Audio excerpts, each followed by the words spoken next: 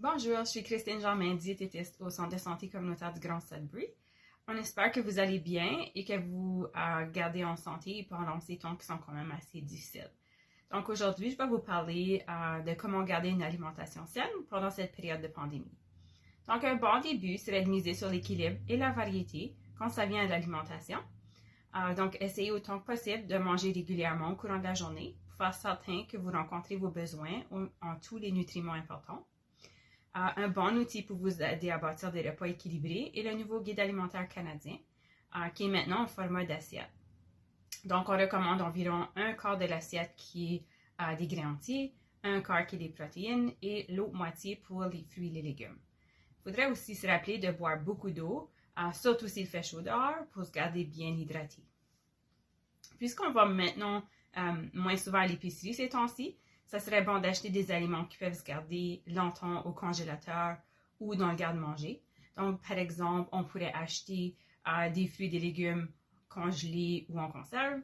On pourrait acheter des pâtes, on pourrait acheter du gruau, d'autres sortes de céréales aussi, des légumineuses ou du poisson en conserve, aussi des noix et des graines.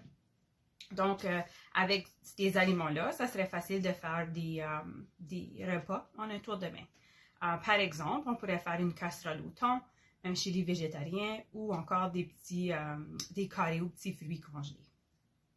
Donc, une alimentation équilibrée, riche en légumes et en fruits, est importante pour un système immunitaire fort, avec plusieurs autres habitudes saines. Par exemple, l'activité physique, pas fumer, bien dormir, gérer efficacement son stress. Cependant, malgré certaines informations qui circulent, il est important de savoir qu'aucun aliment, supplément ou produit de santé naturelle spécifique ne permet d'empêcher que vous attrapiez la COVID-19.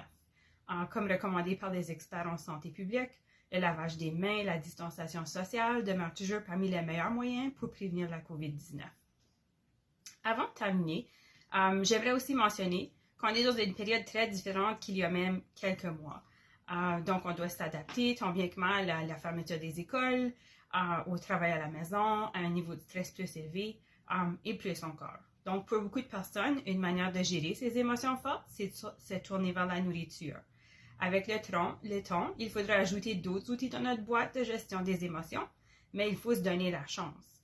Alors, même si notre alimentation n'est pas parfaitement équilibrée pour le moment, soyez bienveillants envers vous-même et les choses vont se replacer graduellement, j'en suis certaine. Pour de plus amples renseignements, vous pouvez visiter le site web des diététistes du Canada au www.diététiste.ca et aussi le site web d'Équilibre au www.équilibre.ca. Et continuez aussi à suivre le Centre de santé communautaire du Grand Sudbury sur les réseaux sociaux pour des informations à jour sur la santé. Vous pourrez aussi y trouver une copie du nouveau guide alimentaire. Donc, à la prochaine!